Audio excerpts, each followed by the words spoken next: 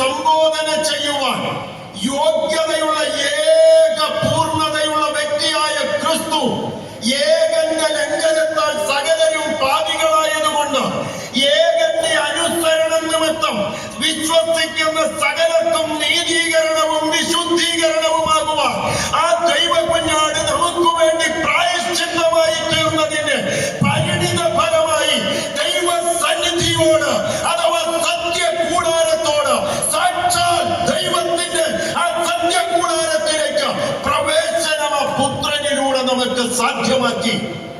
അവിടേക്ക് ദൈവസന്നിധിയിൽ തത്സമയത്ത് സഹായത്തിനുള്ള കൃപയ്ക്കും കരുണയ്ക്കുമായി കടന്നു ചെല്ലുവാൻ ദൈവാത്മാവ് ദൈവദാസനിലൂടെ നമ്മെ പ്രബോധിപ്പിക്കുമ്പോൾ ഈ രണ്ട് പദങ്ങളും നൽകപ്പെട്ട ആപ്തവാക്യത്തോട് ബന്ധപ്പെട്ട് കണക്ട് ചെയ്യുവാൻ ദൈവാത്മാവ് ഹൃദയത്തിൽ തന്ന ചിന്തയിൽ നിന്നുകൊണ്ട് ഞാൻ നിങ്ങളെ മുൻപിൽ ഒന്ന് പരിശ്രമിക്കുകയാണ് ചെയ്യുന്നത്.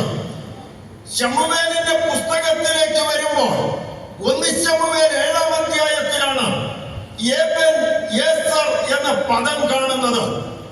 എന്താണ് ഈ ഏബെൻ-ഏസർ എന്ന പദത്തോട് ബന്ധപ്പെട്ട് എബ്രായ ലേഖനത്തിലെ ഈ വാക്യത്തെ കണക്ട് ചെയ്യുവാൻ കഴിയുക?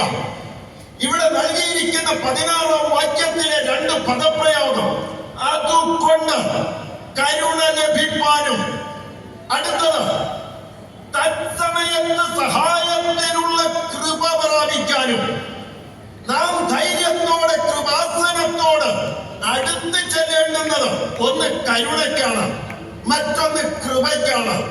കരുണ എന്നതിന്റെ നിർവചനം അർഹിക്കപ്പെട്ടത് നൽകപ്പെടാതിരിക്കുന്നതാണ് കരുണ. വാക്ക് ശ്രദ്ധിക്കണം.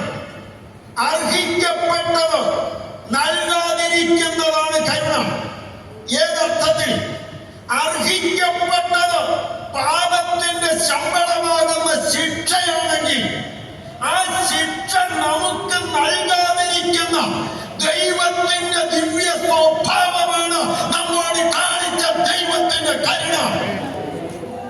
ദൈവം കൊടുത്ത പ്രമാണം അത് പെട്ടകത്തിലിരിക്കുമ്പോൾ അതിനോട് ലംഘനം ചെയ്ത് അതിനെ അവഹേളിച്ച് ദൈവനാമത്തെ അശുദ്ധമാക്കി ഏലിയും അവന്റെ മക്കളും ദൈവാലയത്തിന്റെ പരിസരങ്ങളിൽ ഭക്തിയുള്ള ഒരു സഹോദരിക്ക് കടന്നു വരുവാൻ കഴിയാത്ത നിലയിൽ നിയമത്തിന്റെ സകല സീമകളും ലംഘിച്ചു പോകുമ്പോൾ ആ ദൈവം